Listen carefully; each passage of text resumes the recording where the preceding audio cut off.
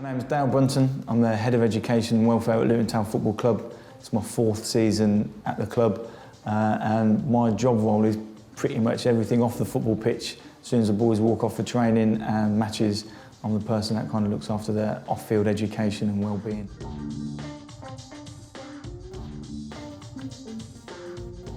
I think it's hugely important. The boys all want to be footballers and we understand that and we'll support them as much as we can to become professional footballers. But at the same time, they have to understand that it's a very short career. You know, with a lot of them potentially retiring at 35 years old, which means they've then got another 30, 35 years of work. Unfortunately, a lot of them won't earn the mega millions that will allow them to not have to work for the next 30 years. So getting them ready and prepared for a life outside of football is really important. And it also takes them away from the football bubble. So if they have a bad training session or a bad game, they're not going home and brooding on it. They might have some qualifications to do, they might have some coursework to finish, they might have somewhere to go and do some work experience. So it's really important for them to be able to kind of step away from football, relax a little bit, refresh, and then when they do come into training or a game the next day, they're fully recharged and they're fully ready to commit themselves to their performance.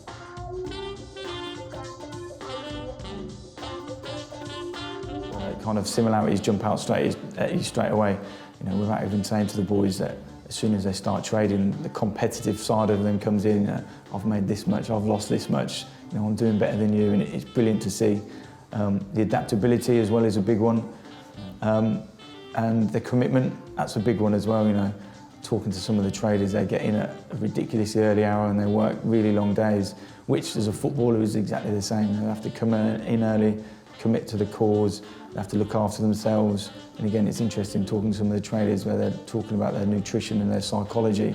It's just like being a professional footballer. You have to have a look after the well-being of the whole person, not just the performance of what you're doing when you come into work. So loads and loads of similarities, and I think the transferable skills for our players, especially to come into the world of trading, are kind of evident.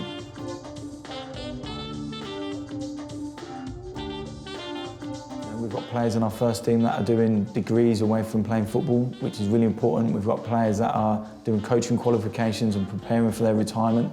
We don't mark it to the boys as this is your plan B. So when football's finished, when you're injured, when you're retired, this is what you'll do. We kind of mark it as that this is your second plan A. So you can do this as well as playing football.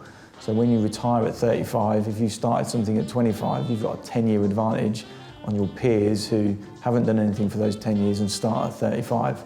So you might then go into your chosen second industry with 10 years of experience, as well as a full football career, and you've got a head start on everyone else.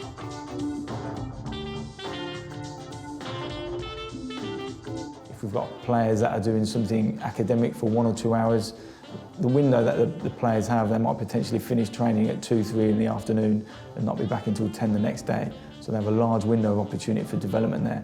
I think if players can go away and do something that isn't football focused and can kind of clear their minds and get themselves so that when they do come back in the building, they're fully focused on becoming a better footballer and putting in better performances.